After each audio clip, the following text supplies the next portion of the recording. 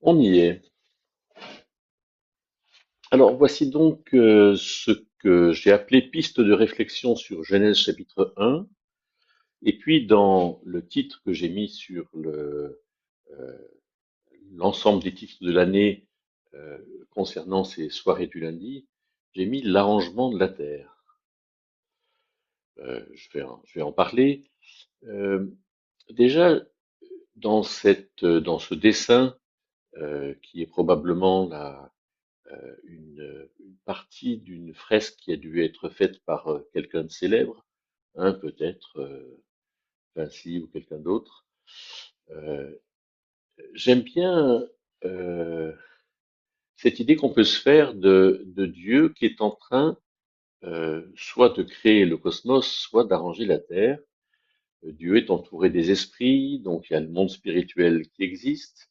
Et puis j'aime bien dans cette représentation cette force, hein, qu'on voit dans cette image de Dieu, cette ancienneté aussi, et puis cette dynamique.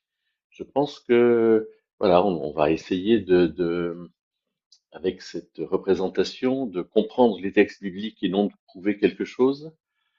Je dois dire que euh, j'ai changé assez radicalement d'idée sur Genèse 1 quand j'ai commencé à traduire le livre de la Genèse.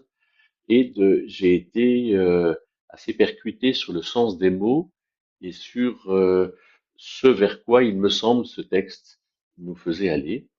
Et je tiens ce soir à vous en faire peut-être pas profiter parce que c'est quand même un texte compliqué, mais en tout cas, je pense qu'il y a des choses à creuser et des choses pour lesquelles je trouve que euh, ce sujet-là n'est pas vraiment abordé euh, parmi les relations que nous avons, les églises que nous connaissons. La Terre est un livre écrit de Dieu et chaque strate en est une page qui le révèle. Je crois que j'ai tiré cette phrase-là d'un livre, mais j'ai pas mis d'auteur, mais je trouve que c'est intéressant. Et quelque part, dans le récit de la création, il y a aussi quelque chose, un texte dans lequel Dieu se révèle. Et je cite à cet effet Romains 1, verset 20, ce qui ne se peut voir de Dieu, sa- savoir sa puissance éternelle et sa divinité se discerne par le moyen de l'intelligence. Donc il faut quand même réfléchir pour comprendre par les choses qui sont faites. Autrement dit, ces choses qui sont faites, elles ont euh, un cap, comme ce doigt de Dieu dans cette fresque. Elles ont un cap, elles ont un sens dans ce qu'elles contiennent, dans les matériaux, dans la variété de tout ça. Et on, on peut vraiment euh, connaître quelque chose de Dieu. Ici, le verset parle de puissance éternelle et de divinité. Et je dirais qu'il y a toute la variété du personnage de Dieu qui brille là-dedans. Et faisons attention à ne pas avoir de présupposés. Les présupposés sont des tâches, des lieux d'aveuglement. Et je pense à cette parole du Seigneur Jésus, comment pouvez-vous croire, vous qui recevez de la gloire l'un de l'autre et qui ne cherchez pas la gloire qui vient de Dieu seul.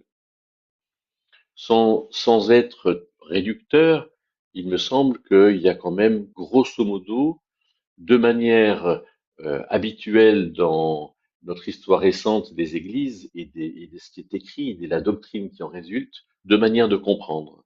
Il y a les créationnistes et les évolutionnistes. Et il me semble que euh, voilà, je ne suis ni créationniste ni évolutionniste, et vous verrez bien pourquoi, et pourquoi je parle de l'arrangement de la Terre. Mais je pense qu'il faut se présenter devant le texte sans recevoir la gloire de l'un ou de l'autre. C'est-à-dire que l'important, c'est la connaissance ou la compréhension qui résulte de se placer devant Dieu et devant ce texte, plutôt d'adhérer à ce que dira l'un ou ce qui dira l'autre. Et quelque part, il faut peut-être commencer par déblayer pour pouvoir construire, c'est-à-dire enlever les idées préconçues, hein, comme ce que Dieu disait à Jérémie, je t'ai établi pour arracher, démolir, détruire, arracher, démolir, détruire, renverser avant de bâtir et de planter. Si on est convaincu qu'on est créationniste et que c'est la seule manière de comprendre, alors peut-être que ça nous mettra des obstacles pour la compréhension du texte. Si on est convaincu euh, de livres, par exemple, de Wiscombe, que je recommande, hein, Wiscombe, qui a, je crois, écrit avec quelqu'un d'autre, sur The Genesis Flood, c'est-à-dire le déluge de la Genèse, ou bien sur d'autres livres, il y en a beaucoup, hein. Il faut faire attention à nos convictions et essayer de se placer devant le texte de manière tranquille. Mais être tranquille, ça ne veut pas dire qu'on ne travaille pas. Et les questions auxquelles il faudrait répondre, euh, voilà, en voilà quelques-unes. La science peut-elle être objective?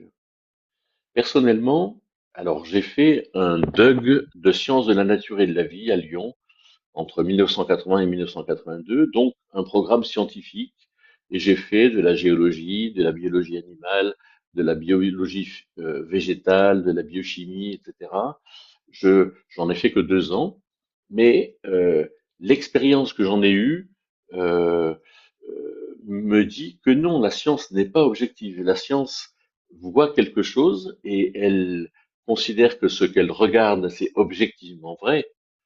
Euh, je, je- et voilà, j'en doute parce que on le verra dans cette présentation, la science tient pour acquis, par exemple, les choses qui touchent aux datations du vivant comme quelque chose d'objectif, et à mon sens, ça ne l'est pas. Autre question, dans son livre qui est pas le dernier livre qui a été écrit, mais d'Alfred Kuhn, Le labyrinthe des origines, il dit qu'il y a 14 interprétations chrétiennes différentes. Bon, je crains que finalement nous versions un petit peu dans euh, l'amour du prochain, dans ce qu'on pourrait appeler la tolérance, pour dire, ben, tiens, c'est intéressant d'avoir toutes ces compréhensions, et ça nous éviterait finalement de travailler à une bonne connaissance du texte, à une discussion entre nous sur le texte, pour chercher à comprendre ce que dit le texte. Parce que je trouve que, quelque part, je reprocherais à Alfred Kuhn d'être trop consensuel et essayer comme d'autres l'ont fait d'ailleurs dans le passé, euh, d'essayer de rassembler quelque chose et en disant plus on est ensemble pour comprendre et en essayant d'intégrer tout ce que chacun a dit, alors on va arriver à la vérité. Je crois que arriver à la vérité, c'est encore une fois comprendre le texte. Dieu nous parlerait-il dans un langage incompréhensible, codé, caduc? Incompréhensible parce que finalement poétique, par exemple. Euh, ayant fréquenté la faculté de théologie à Aix pendant 5 ans, hein, pour le master de théologie, j'ai eu affaire par exemple, un des professeurs qui me dit que le Genèse 1 est un texte poétique duquel il n'y a rien à comprendre. Bon, j'entends hein, ce qui est dit, mais ça me convainc pas du tout. Et quelque part, pourquoi Dieu nous parlerait-il dans un langage codé? Pourquoi Dieu nous parlerait-il ou parlerait-il par la plume de Moïse et par le Saint-Esprit dans un langage caduc qui n'aurait pas d'impact sur nous? Je crois qu'il faut essayer de comprendre ce qui a pu être dit à cette époque-là, pour peut-être parler des origines, hein, la Genèse étant le livre des engendrements. Hein, il est 10 fois question dans la Genèse des engendrements. Et donc, euh, je ne crois pas que Dieu nous parle dans un langage incompréhensible, codé ou caduc. Est-ce qu'il faut chercher à tout comprendre?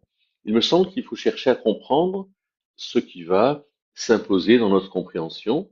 Autrement dit, on ne va pas chercher à résoudre l'impossible, à comprendre l'incompréhensible, mais peut-être quand même ensemble à considérer ce que dit le texte.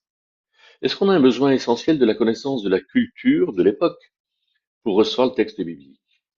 Il me semble que connaître la culture de l'époque euh, est toujours intéressant, mais ce n'est pas indispensable pour recevoir le texte biblique. pour recevoir le texte biblique, que les choses se passent du temps de Moïse, c'est-à-dire vers 1400 avant Jésus-Christ, ah, il a quand même vécu 120 ans, ou bien du temps de David, qui a vécu autour de 1000 avant Jésus-Christ, ou bien du temps de l'apôtre Jean, 100 après Jésus-Christ. Les cultures étaient fondamentalement différentes. De, euh, mais je ne crois pas que ne pas connaître la culture ne nous permet pas d'entendre ce texte biblique. Quel est le sens des dates dans l'Ancien Testament? Voilà aussi quelque chose qui est, à mon avis, important et qui milite un peu pour comprendre la question de l'arrangement de la Terre. Je le montrerai dans une diapo.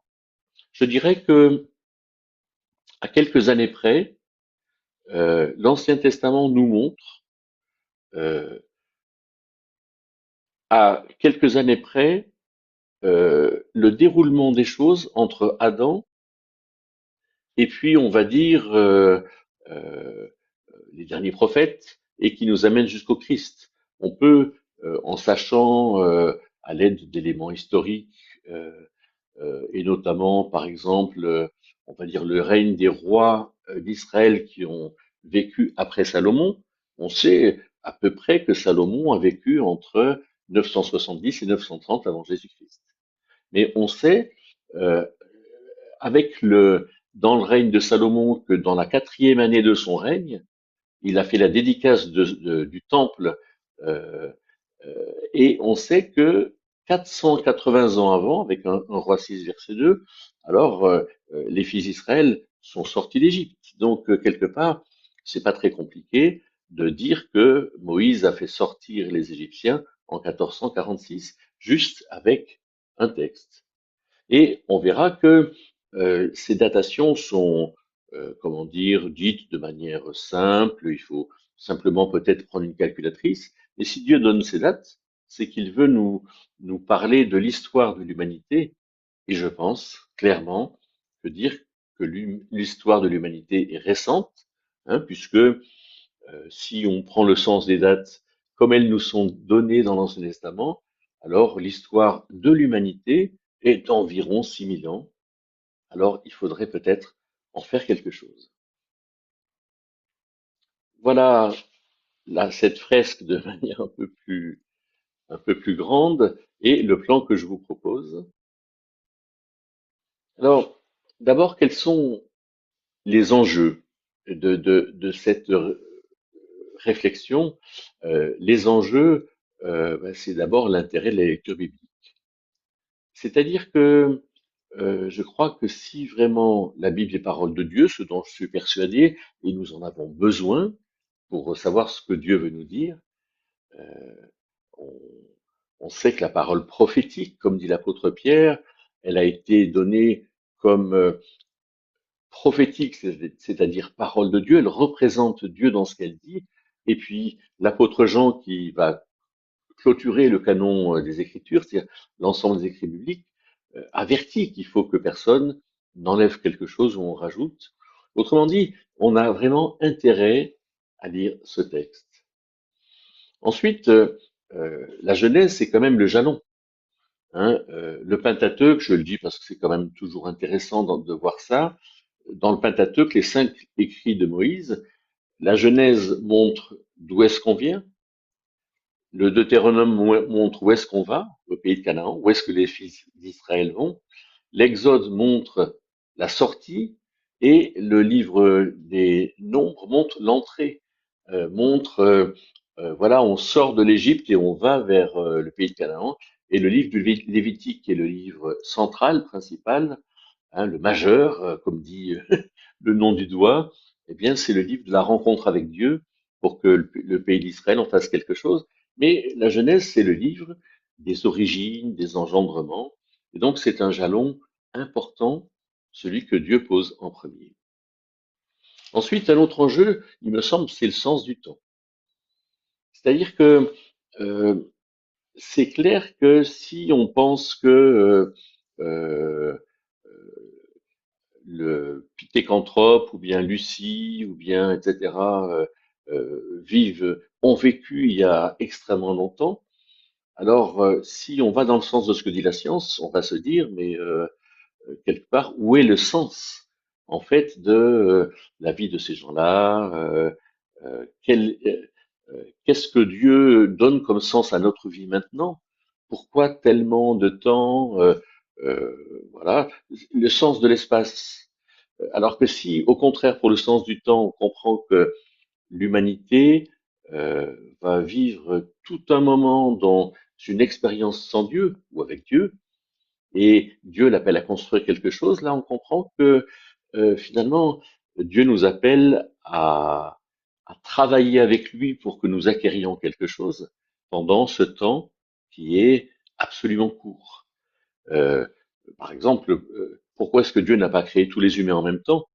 Hein, il aurait pu créer 6 milliards d'humains sur la Terre à apprendre, mais quelque part, il aurait manqué une expérience, il aurait manqué euh, la possibilité de transmettre les uns aux autres. Alors que l'humanité partant de Adam et Ève en Genèse 4, ou bien partant de Noé, sa femme, ses trois fils et ses trois belles-filles en Genèse 9, alors quelque part, on comprend que Dieu appelle non seulement à expérimenter, mais à transmettre à ceux qui viennent après notre expérience et faire que ce qu'on va retenir de l'expérience ira de mieux en mieux. Et on pense à ce verset de Daniel 12 où, de manière un peu étonnante, euh, le livre de Daniel nous dit que la connaissance augmentera. Donc c'est intéressant, cette acquisition finalement de ce qui touche à la présence de Dieu, à son œuvre et à l'histoire de l'humain, avec toutes les expériences qui sont là. Il faudrait, comme enjeu, trouver une cohérence explicite dans ce récit de Genèse 1. Et alors, la lumière a été créée, a-t-elle été créée euh, au... Est-ce que c'est la lumière qui a été créée au, au premier jour, hein, et Dieu dit que la lumière fut, ou bien est-ce que elle a été créée au quatrième jour quand il est dit que Dieu plaça dans les cieux, hein, le soleil, la lune, les étoiles. En fait, essayer de comprendre ce qui s'est passé, connaître le Dieu qui se repose le septième jour. Je pense que pour nous qui connaissons beaucoup le burn-out, hein, qui est quand même une comment dire, quelque chose d'assez répandu. Il faudrait que on comprenne ce que c'est que le sabbat euh, et donc savoir avec tout ça comment vivre devant Dieu dans le rythme qu'il nous propose. Et puis peut-être comprendre avec ces grands événements, hein, vous voyez, création, déluge, fin des temps, une histoire cohérente avec l'ensemble de la révélation biblique. Et quand je cite 2 Pierre 3, c'est par exemple que dans 2 Pierre 3, à partir du verset 10, il nous est dit que de la même manière que la terre a été purifiée par l'eau, la terre sera purifiée par le feu, et ça sera la nouvelle terre. Et donc, voir dans 2 Pierre 3, à partir du verset 10, que la terre sur laquelle nous vivrons éternellement est la terre sur laquelle nous sommes déjà. Il y a quelque chose qui peut nous surprendre, et je suis d'ailleurs tout à fait surpris qu'avec toutes ces batailles entre créationnistes et évolutionnistes, euh, ces passages-là, autant dans Genèse 1 que dans 2 Pierre 3, ne soient pas expliqués. Donc voilà quelques enjeux. Je pense qu'il y aura d'autres enjeux qui viendront dans la lecture de ces interprétations. Alors ici, j'ai mis euh, donc un, 2, 3, 4, 5, 6 interprétations. Euh, voilà. Et je vais en dire rapidement quelque chose. La restitutionniste, c'est-à-dire que cette première création est touchée par la révolte de Satan. Et ici, j'ai mis en hébreu le tohu vabohu, le tohu bohu. Hein, et qu'est-ce que veut dire ce tohu bohu, tohu vabohu? Euh, voilà, il faut comprendre qu'il y a des gens qui parlent de ça, et cette interprétation restitutionniste dit qu'il y a eu une terre avant que Adam existe et que euh, entre l'existence pré-adamique et l'existence adamique, alors il y a quelque chose qui s'est passé qui explique l'origine des fossiles animaux et hominidés. Bon, voilà, je vais simplement dire que ça existe. On va pas aller tellement plus loin, mais j'entends beaucoup de chrétiens qui me parlent de ça et je n'entre pas dans cette interprétation, mais je la respecte, bien sûr. L'interprétation créationniste qui va dire que le cosmos a été créé en 6 journées, bon, euh, et donc euh, il y a des choses qui sont examinables scientifiquement, notamment dans les volcans, on a quand même des éléments qui permettent de voir la succession des phénomènes et connaître euh, avec les datations sur l'inerte, contrairement aux datations sur le vivant, euh, il y a quelque chose qui ne va pas avec ça. Euh, et bon, voilà, Genèse 1 ne dit pas que le cosmos a été fait en 6 jours, mais que la Terre a été organisée et remplie par Dieu en 6 jours, et c'est ce qu'on verra, c'est-à-dire que euh, on voit bien que quand les 6 jours commencent, la Terre est entourée d'eau. Donc, avant les 6 jours, la Terre existait et il nous faut tenir compte de cela. Ensuite, il y a l'interprétation littéraire, et donc avec cette symétrie entre les 3 premiers jours et les 3 seconds jours qu'on enseigne en faculté de théologie, et la poésie prime sur le factuel. Voilà, les nombres symboliques, 10, 3, 7. Il y a deux triades de jours. Et voyez la différence, la première triade parlant des espaces qui contiennent et la deuxième parlant des contenus. Bon, voilà, on va là non plus, vous verrez que mon interprétation n'est pas littéraire. L'interprétation progressiste, euh, bon, je vous ai dit, j'ai mis pas mal de choses ici. Euh, Quelque part, ici, j'ai repris ce que Alfred Kuhn disait de la théorie évolutionniste. Euh, et donc, quelque part, on voit qu'il y a des choses qui nous permettent d'avoir des idées. Et grosso modo, je dirais que les scientifiques basent des théories sur l'âge de la Terre euh, avec deux éléments.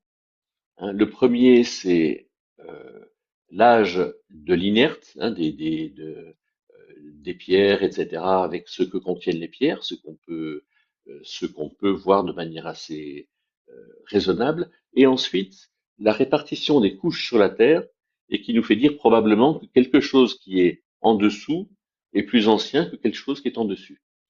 Et donc, avec ces deux idées, le fait de dater quelque part l'inerte et ensuite de voir les strates sédimentaires, on peut dire, ben voilà, par exemple, tel fossile d'ammonite existe dans telle strate à tel endroit, et à un autre endroit, on voit un fossile d'ammonite qui est vraisemblablement du même moment, hein, de la même période, et donc on date les différentes strates, les différentes couches, en fonction des fossiles qu'il occupe.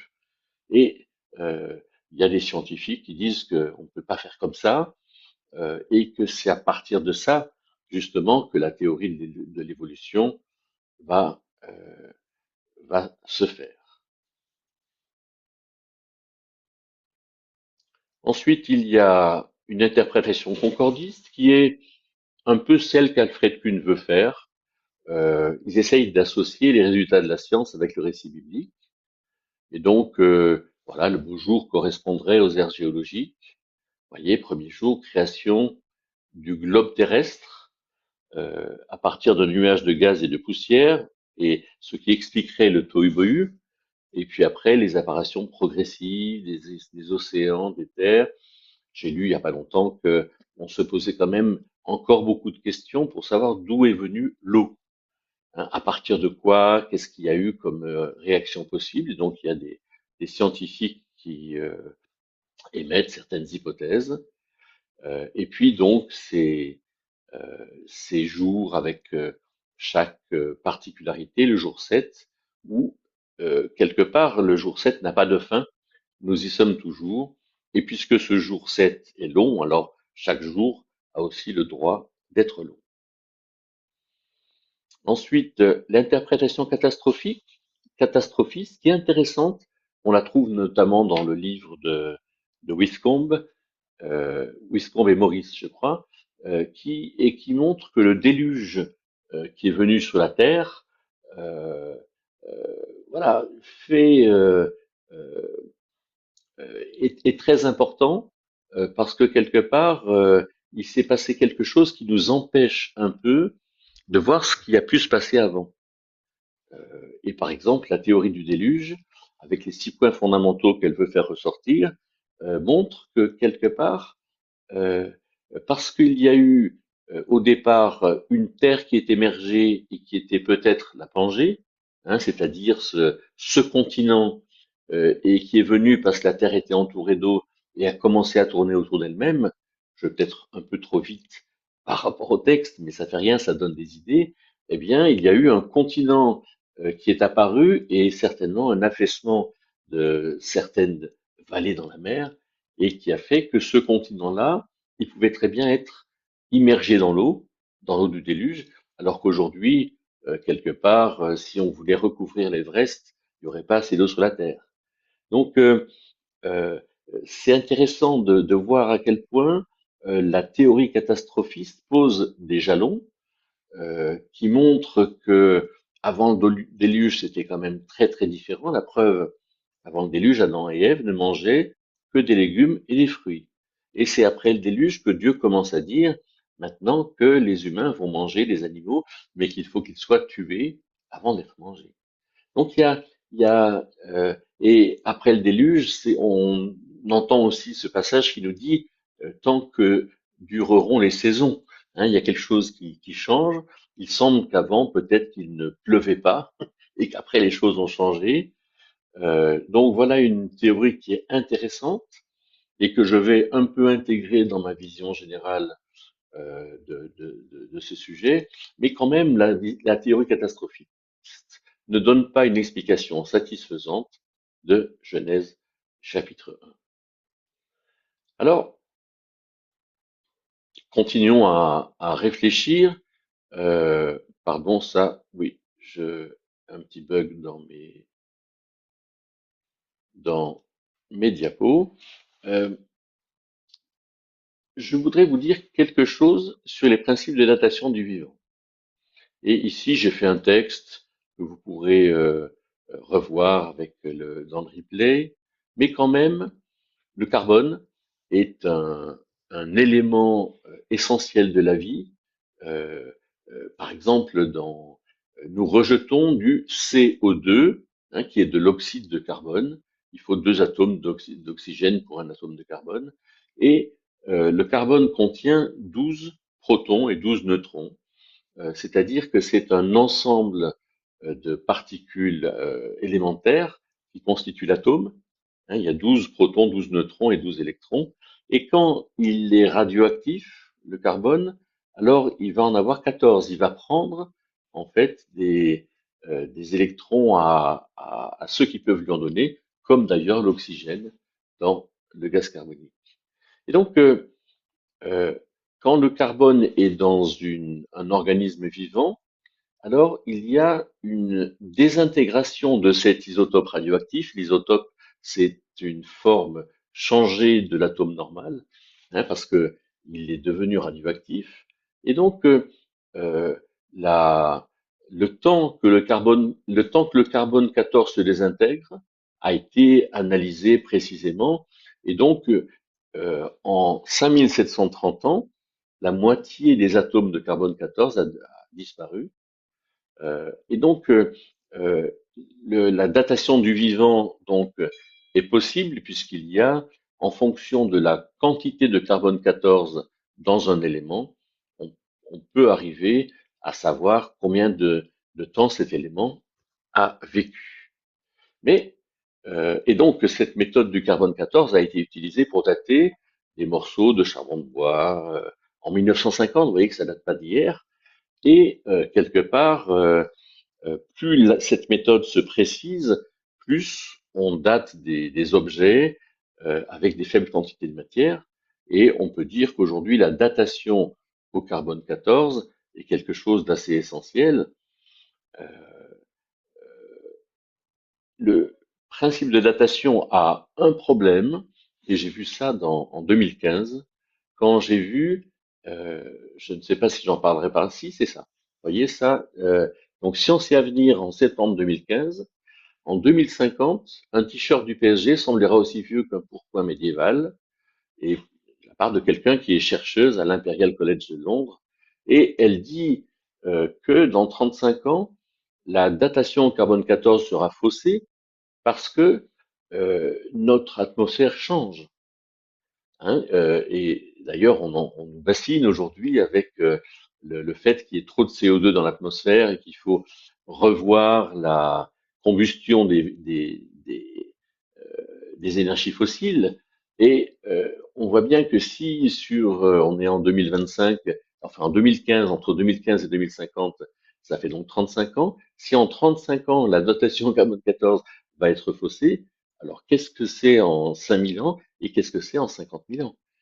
Voilà, c'est pour ça que quand j'entends les gens qui datent la grotte Chauvet, la grotte Cosquer, etc., de 32 000 ans, 35 000 ans, etc., je me dis, mais faisons très très attention à ce que nous racontent les scientifiques. Et d'ailleurs, vous savez que probablement les scientifiques préfèrent être connus que faire connaître la vérité. Hein, et dans l'histoire d'ailleurs des archéologues, des scientifiques, on sait très bien qu'il y en a qui ont triché, qui ont menti, qui ont raconté un peu n'importe quoi pour être euh, sur le devant de la scène et non pas par amour pour la vérité. Alors, ce qui est intéressant aussi par rapport à la datation au carbone 14, c'est que euh, quand il est dit au commencement, Dieu créa les cieux et la terre, les cieux, ce n'est pas le cosmos. Les cieux, nous dit le texte, puisque dans le texte hébreu en général, le premier verset a pour valeur la valeur du titre. Et donc, au commencement, Dieu crée les cieux et la terre, c'est-à-dire qu'il va parler de la terre et des cieux, les cieux et de la terre, dans ce texte. Et quand on regarde au verset 6 et 7, Dieu dit que soit une voûte, Darby traduit par une étendue, entre les eaux, parce que probablement il y a les eaux du bas, la terre entourée d'eau, et les eaux du haut qui comportent des nuages. Et il y a une étendue qui est entre les eaux. Dieu fit la voûte. Il marqua la différence entre les eaux au-dessus de la voûte, l'océan, et au-dessous de la voûte, les nuages, et il appelle cette étendue cieux. Si on regarde, si on comprend qu'au sixième jour, Dieu a créé Adam et Ève, au sixième jour, donc quelque part, et que la voûte a été créée au deuxième jour. Alors si on comprend que Dieu veut nous faire vraiment entendre quelque chose de simple, on comprend que l'atmosphère, eh bien, ça fait environ 6000 ans qu'elle existe. Et ce qui fait que la datation en carbone 14, qui suppose que l'atmosphère du temps du vivant était la même que l'atmosphère de maintenant, puisqu'elle va mesurer la quantité de carbone 14, alors forcément cette datation est fausse, puisque on peut, avec la Genèse, si on comprend que les cieux veut dire l'atmosphère, alors avant 6000 ans, il n'y avait pas d'atmosphère. Et donc on ne peut pas comparer euh, quelque chose qui vivait avant et quelque chose qui vit maintenant. Au passage, le mot cieux, shamaïm en hébreu, a trois sens dans la Bible. Le premier sens, c'est l'atmosphère. Hein. Le deuxième sens, c'est le cosmos. Hein, comme quand, par exemple, l'Éternel dit à Abraham en Genèse 17, regarde les cieux et compte les étoiles si tu le peux. Ça montre bien qu'ici, le mot cieux parle du cosmos et de l'ensemble de la création. Et le troisième sens, ce sont les lieux invisibles dans lesquels Dieu habite. Euh, Dieu est aux cieux. Et ici, et par exemple dans Hébreux 4,14, il nous est dit que Jésus a traversé les cieux. Et donc on comprend que quand Jésus a quitté la scène terrestre, en fait, il a traversé les cieux, c'est-à-dire l'atmosphère, pour aller dans le monde invisible. Quand dans 2 Pierre 3, il est dit que entre le verset 8 et le verset 10 que la terre va être purifiée, mais les cieux aussi vont être purifiés. On comprend que dans ce moment qui va surgir à la fin du règne de 1000 ans, on comprend que Dieu voudra purifier la terre et son atmosphère. On on verra pas aujourd'hui comment est-ce que Dieu le purifiera. Peut-être que j'en dirai autre chose à un autre moment. Donc, passons un peu à la lecture du texte biblique. Alors, je vais peut-être le lire quand même simplement. Au commencement, Dieu créa les cieux. Donc, je pourrais traduire l'atmosphère et la terre. Hein, la terre était inorganisée et vide, ce qui est à mon sens la traduction de tohu, inorganisé et vide, ce qui sont deux choses différentes. L'obscurité sur les faces de l'abîme et l'Esprit de Dieu se mouvant sur la face des eaux. Autrement dit, la terre était entourée d'eau. Et donc, euh, sur la face de l'abîme, abîme en hébreu, c'est quelque chose dont on devine que c'est très profond, mais dont on ne voit que la surface. On comprend que quand on regarde l'océan, on ne voit pas ce qui est très profond. Donc, il y avait de l'obscurité sur les faces de l'abîme et l'Esprit de Dieu se mouvant sur la face des eaux. Dieu dit que la lumière soit, et la lumière fut. Dieu vit la lumière qu'elle était bonne. Dieu marqua la différence entre la lumière et l'obscurité. Et j'anticipe un tout petit peu ce que je dirais du texte, mais pourquoi est-ce que Dieu marque la différence entre la lumière et l'obscurité? Puisqu'en fait, il crée la lumière. Euh, est-ce qu'ici Dieu veut dire que c'est intéressant, ayant eu l'obscurité, qu'on voit la lumière?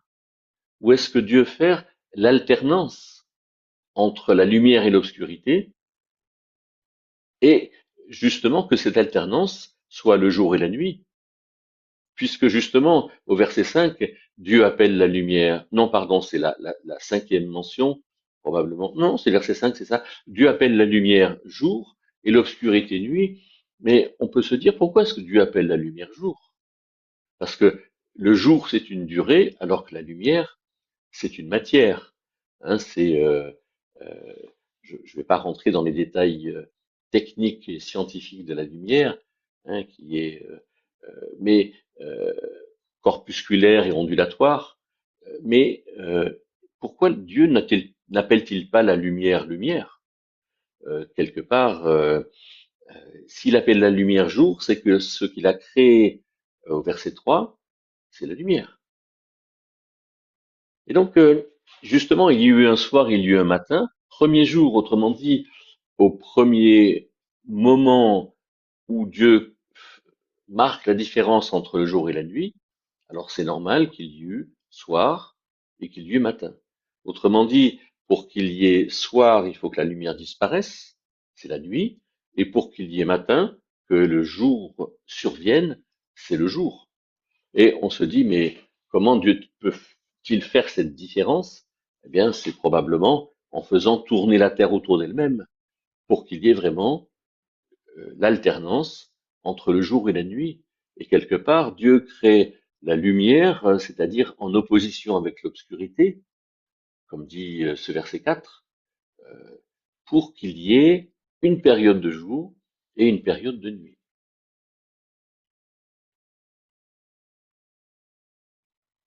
Et donc, quand on lit le texte, on va euh, être attentif aux mots. C'est vrai que quand j'ai vu en hébreu Vayikra Elohim et Haor Hayom, ce qui veut dire Vayikra appela Elohim Dieu et Haor la lumière, Hayom le jour, Yom comme Yom Kippour, je me suis dit mais pourquoi Dieu appelle-t-il la lumière jour? c'est que probablement ce que Dieu a créé, c'est le jour. On voit que Origène, donc environ, qui était un grand monsieur qui avait une Bible avec 6 traductions différentes, les exaptes d'Origène. Il était directeur d'une école biblique à Alexandrie et c'est un monsieur qui est allé très loin puisque pour ne pas céder à la concupiscence, il avait de ravissantes élèves à cette époque-là et il s'est émasculé. Voilà, que toute personne intelligente considérera, quelle personne intelligente considérera comme une affirmation sensée que les 3 premiers jours pour lesquels il est dit qu'il y a un matin et un soir existèrent sans soleil, sans lune et sans étoiles, alors qu'il n'y avait même pas de ciel le premier jour. Et donc, voilà, il y a ici des expressions figurées qui nous indiquent certains mystères, et je pense qu'il faut vraiment qu'on comprenne ce que Dieu veut nous révéler.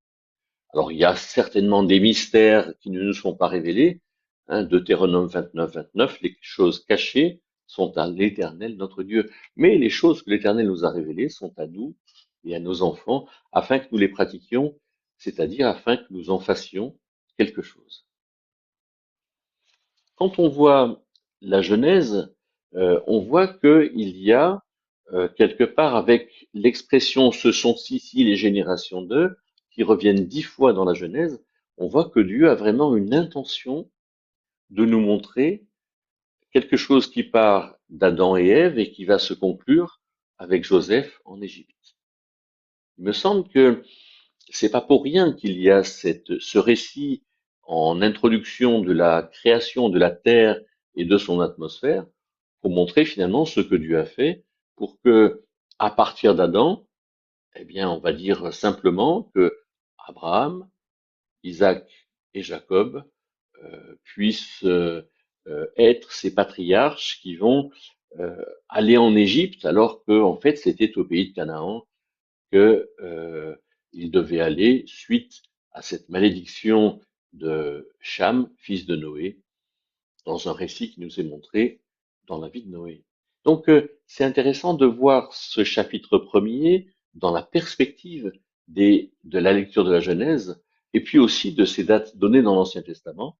Comme je vous le disais tout à l'heure, on a donc en 966 la dédicace du temple de Salomon, et puis on a des dates assez générales, vous voyez, 480 ans depuis la sortie d'Égypte, 430 ans de la vie d'Israël en Égypte, c'est-à-dire à partir du moment où Jacob est venu en Égypte jusqu'à la sortie du pays d'Égypte. Et puis il y a des dates qui nous sont données de manière extrêmement littérale entre Adam et Térak, c'est-à-dire entre Adam et Sem, en Genèse chapitre 5, 1556 ans, et puis entre Sem et Térak, 390 ans, en Genèse 11. Et en plus de ça, on connaît la vie d'Isaac, la vie de Jacob. On a des dates qui sont, comment dire, aussi explicites que peut l'être un dictionnaire. Et on se rend bien compte qu'il y a quelque chose qui nous est donné pour qu'on en fasse quelque chose. C'est-à-dire que si l'atmosphère est apparue au deuxième jour et Adam au sixième jour, alors voilà, je crois que Dieu veut nous dire quelque chose d'assez évident. Il me semble que avec ça, Genèse 1.1 a une valeur de titre et introduit l'arrangement de la Terre et de son atmosphère, les cieux. Il me semble qu'on ne peut pas dire que le cosmos a été créé en Genèse 1.1, et donc euh, ayons une idée que l'histoire de l'humanité est courte, est très courte, et que le nombre de générations aussi est assez faible. Je n'ai pas lu de livre qui en parle, ou j'ai pas cherché à calculer les générations. Dans la Darby, il y a un peu un paysage de ces choses-là, mais on peut pas voir le nombre de générations, et voir finalement que l'humanité euh, n'est pas aussi nombreuse que ça. Et donc, une terre ancienne existe déjà avant que commencent les 6 jours, inorganisée, vide, recouverte d'eau, et quelque part, elle fait partie du cosmos que nous connaissons, avec ses étoiles. Donc, avec ça, il me semble que le christianisme n'apparaît pas comme ridicule. Bien sûr, la Terre est très ancienne. Quand on vous dit que en Antarctique, il y a une épaisseur de glace dans lequel on peut voir comme indication que c'est très très ancien, ben moi j'ai pas de problème avec ça. Bien sûr, parce que peut-être que la glace qui faisait, il y avait des différences de température en fonction de la manière dont la Terre tournait autour du Soleil, alors que peut-être qu'elle ne tournait pas autour d'elle-même. Et donc la Terre, oui, elle est très ancienne. On peut voir de différentes manières, à cause de l'eau qui la recouvre déjà, une érosion de l'eau qui se fait, et que quand on a les canyons que qu'on connaît, comme la vallée du Verdon par exemple, on peut se dire ben oui, bien sûr, il y a quelque chose qui a été fait. Et quand on dit ça, eh bien, on ne donne pas l'occasion aux gens qui sont des scientifiques aboutis de se moquer de nous. Non, non, voilà, la Terre existait déjà, tout à fait d'accord, et l'Esprit de Dieu est au travail sur la face de l'eau parce que la Terre était entourée d'eau. Ensuite, alors, Dieu appelle la lumière créée jour. Et il me semble que euh, le fait que Dieu appelle la lumière créée jour montre bien que ce n'est pas la lumière qu'il a créée. Je pense que la lumière existait déjà, comme l'a dit Origène, euh, et la lumière existait déjà, et donc c'est pour que le jour apparaisse, je crois que il y a forcément une rotation de la Terre qui fait qu'il y a soir et matin, réalité logique de la rotation de la Terre. Et donc, quelque part, peut-être parce que la Terre tourne autour de son axe, alors il y a un moment pendant le jour où là, on considère les choses, elle est éclairée par le soleil, et donc peut-être que à ce moment-là, on va dire au, euh, ça dépend un peu de l'endroit. Au pôle Nord, c'est sûr qu'il fait beaucoup plus froid que au milieu de la Terre, hein, à l'équateur. Et donc, à l'équateur, peut-être que quand la Terre passe dans la journée, la Terre se réchauffe considérablement à la suite de la présence du Soleil, mais que la nuit, elle se refroidit. Il y a donc des choses qui se passent hein, euh, comme consécutif de la rotation de la Terre. Et c'est très intéressant de voir si vous allez sur YouTube, si vous tapez arrêt de la rotation de la Terre, vous tombez sur des scientifiques qui disent si la Terre arrête de tourner, il n'y a plus d'atmosphère à l'équateur. Alors c'est intéressant parce que c'est pas moi qui le dis, hein, et la Bible n'en parle pas non plus, mais quelque part la Bible dit que au jour 1, la Terre commence à tourner, et au jour 2, il y a une atmosphère qui apparaît. Je crois qu'il faut peut-être entendre ça comme une lecture possible, et une lecture qui part du texte et non pas d'une supposition que nous allons faire et qui nous arrangerait bien. Ensuite, les, les eaux se rassemblent en un lieu et un continent apparaît. Je ne sais pas pourquoi j'ai mis d'ailleurs Genèse 1, versets 9 à 13. Ça m'échappe. C'est plus, c'est plutôt à partir du verset 9. Hein, c'est-à-dire que, mais c'est peut-être aussi un passage. Donc à partir du verset 9, les eaux se rassemblent en un lieu et quelque part un continent apparaît.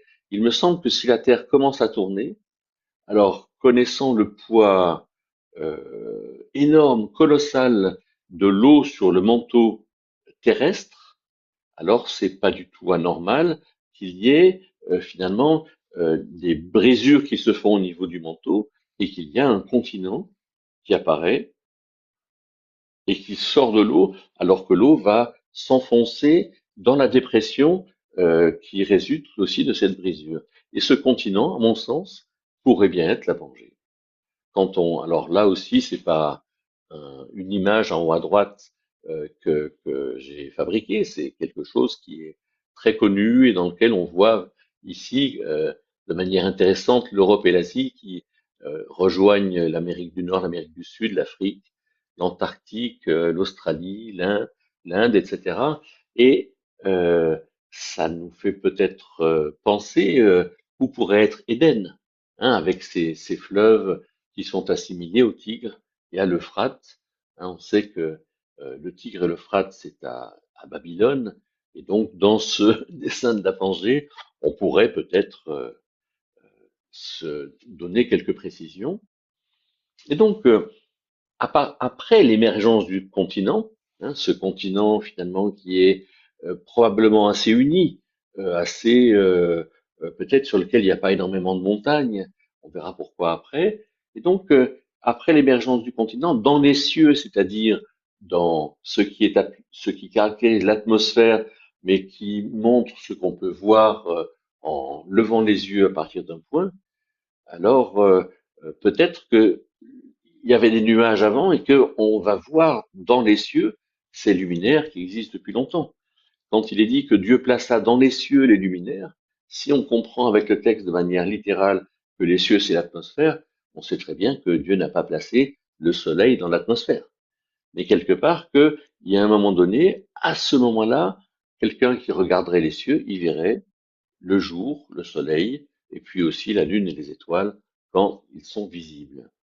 Quelque part, notons la différence entre le Dieu créa, de l'hébreu bara, et le Dieu fit du verset 16, qui est le verbe assa, et qui exprime un acte créateur des luminaires de Dieu, mais qui n'est pas, qui euh, ne vient pas de rien. Bara, en général, c'est que à partir de rien, Dieu fait quelque chose, tandis qu'Assa, c'est plutôt que Dieu transforme ou change quelque chose.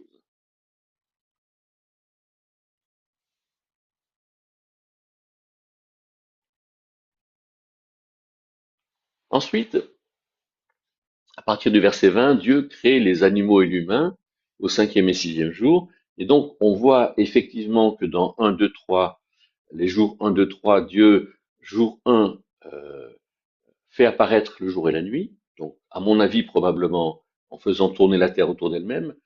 En jour 2, alors il y a l'atmosphère qui est là entre les nuages et l'océan, et en jour 3, il y a l'apparition de la Terre. Ce que certains spécialistes chrétiens ont appelé le contenant, hein, les cieux, euh, pardon, au départ, il y a donc le jour et la nuit, hein, le contenant, mettons, de la vie. Il y a les cieux, le contenant des animaux des cieux, des oiseaux, etc. Et la terre, le contenant des animaux terrestres. Et alors qu'au départ, il y avait de l'eau, qui était le contenant de tout ce qui vit dans l'eau. Et donc, Dieu fait une partie du travail. Il organise, c'est-à-dire que, alors qu'au départ la Terre était entourée d'eau et l'humain ne pouvait pas y vivre, alors Dieu organise la Terre avec, euh, au départ vide et organisé, mais quelque part il l'organise avec la Terre, le ciel, l'eau et, euh, et donc, il le remplit, hein, la terre d'animaux terrestres et de l'homme, le ciel d'animaux célestes et les oiseaux, par exemple, et puis terre, ciel et mer. Et donc, et Dieu, ce que Dieu a rempli et organisé, il confie à l'homme de le remplir et de l'organiser, puisqu'il dit fructifiez, multipliez, remplissez la terre et dominez et assujettissez. Autrement dit, Dieu a fait une partie du travail et il appelle euh, l'homme à collaborer avec lui, que ce soit Adam ou que ce soit Ève.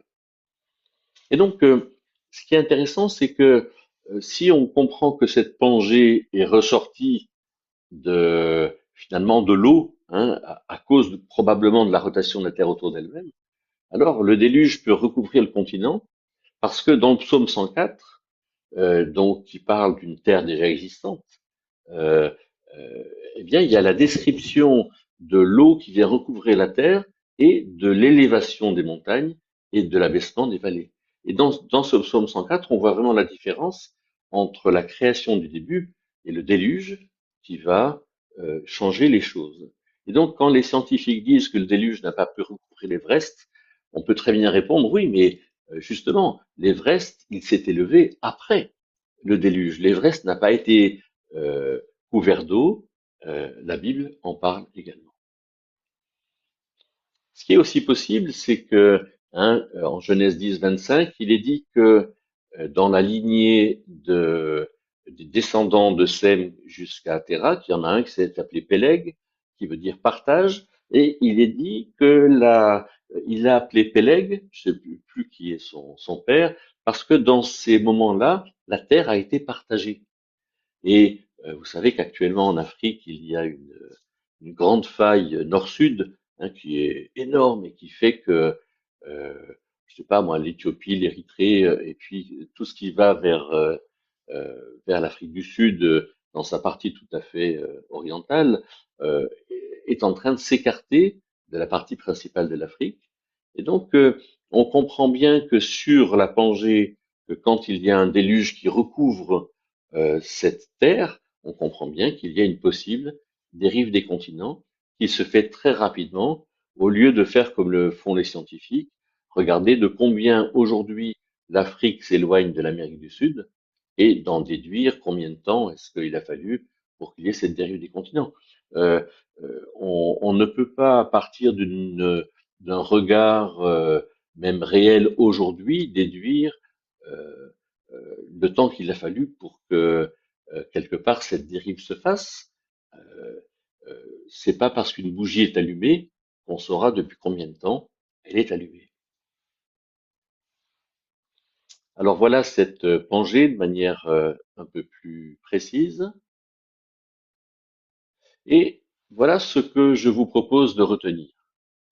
D'abord, notre Terre est très vieille. Voilà.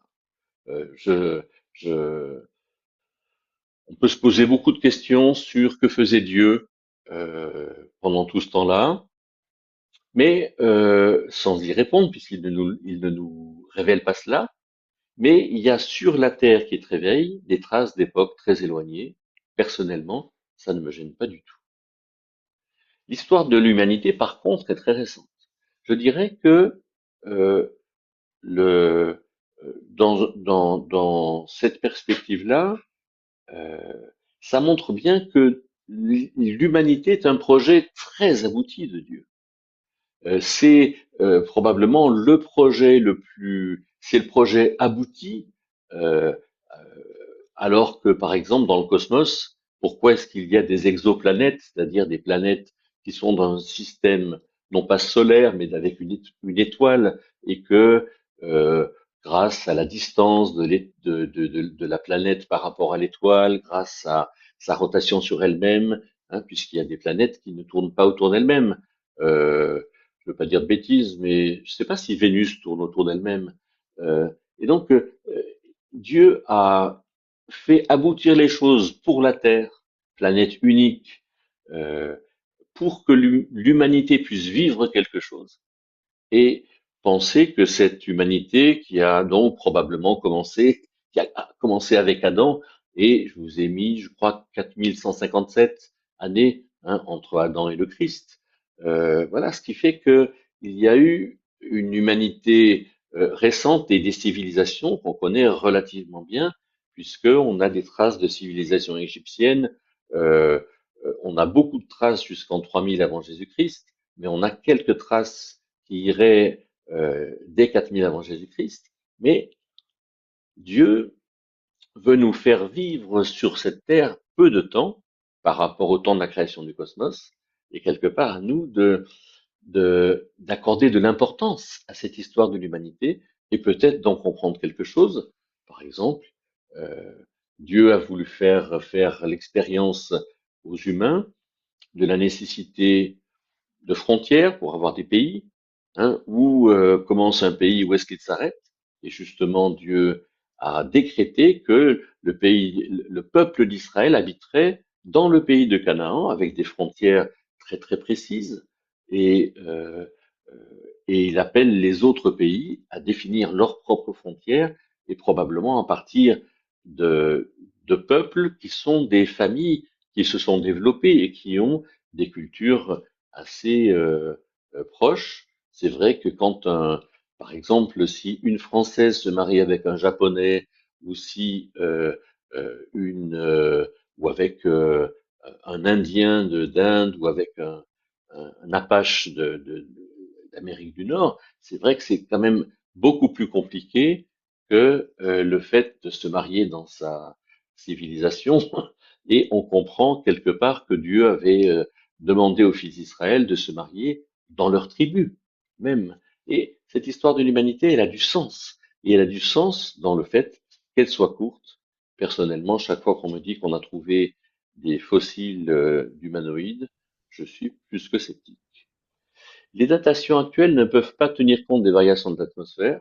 Je ne comprends pas que l'enseignement actuel dans les lycées ne le dise pas.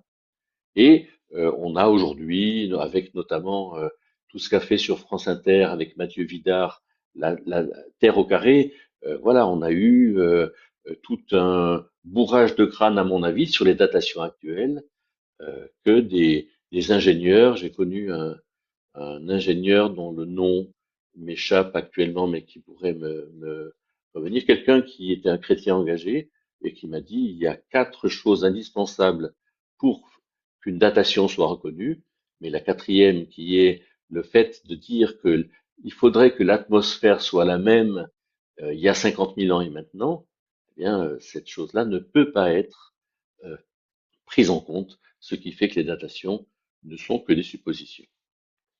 Certains événements décrits dans la Bible pourront être corroborés par la science, mais quelque part, s'ils sont corroborés par la science, ils ne vont pas plus me faire croire que la Bible a raison. Non, pour moi, je commence par croire la Bible, et après, je vais écouter ce que dit la science. Je crois que c'est beaucoup plus sage. 2 Pierre 3 dit, par la parole de Dieu, des cieux subsistaient jadis, et une terre tirée des eaux, et subsistant au milieu des eaux, par lesquelles le monde d'alors fut détruit, étant submergé par l'eau. D'accord. Donc là, on a un rappel de ce qui a été. Ce qui sera, c'est que la terre et ton atmosphère de maintenant seront réservées par sa parole pour le feu.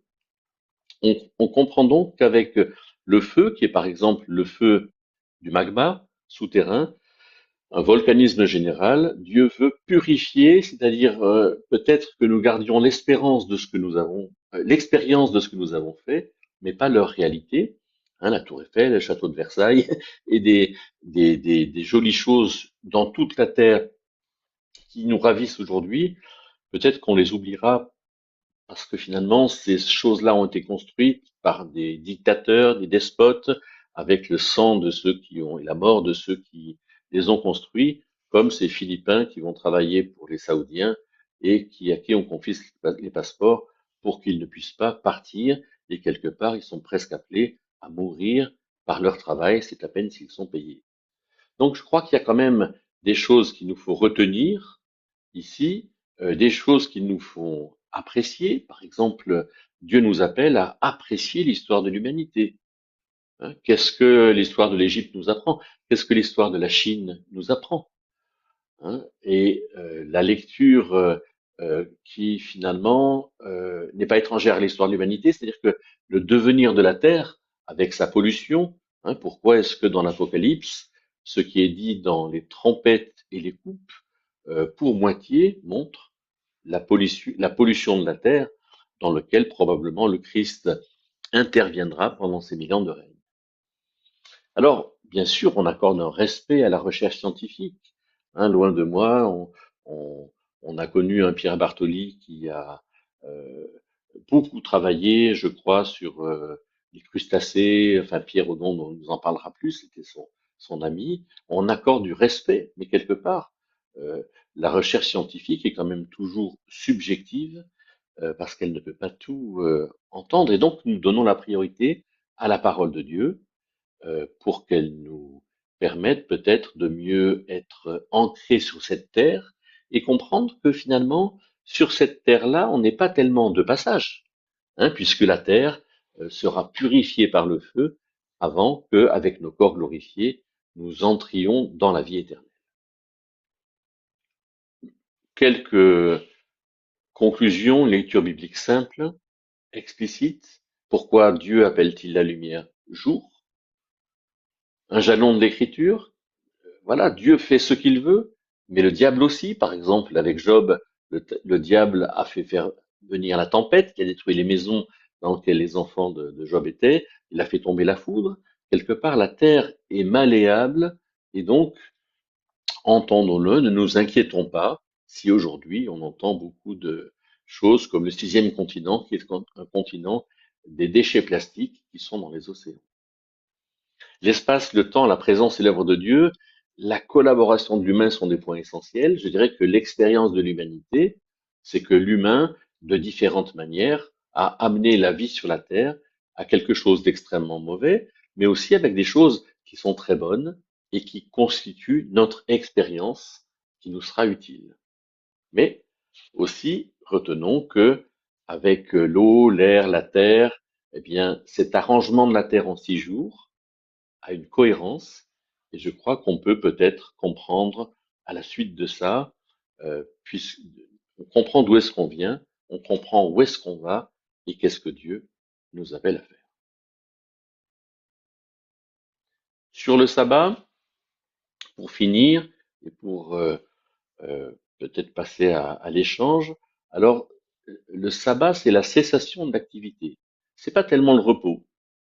Euh, et donc, le septième jour, Dieu a cessé son activité et Dieu nous appelle au sabbat, c'est-à-dire à ne pas nous intéresser continuellement à ce qui est productif. Hein, d'ailleurs, dans les exemples du sabbat, en nombre, en, en Exode 16, par exemple, il ne fallait absolument pas aller chercher la manne, c'est-à-dire aller travailler pour avoir quelque chose à manger. Non, non. Le septième jour, on profite et on profite de ce qui a été fait. On est content de regarder, on se promène, on apprécie, on mange peut-être particulièrement, on se repose particulièrement. Voilà quelque chose aussi qui serait intéressant à faire dans une conférence d'1 heure sur le sabbat.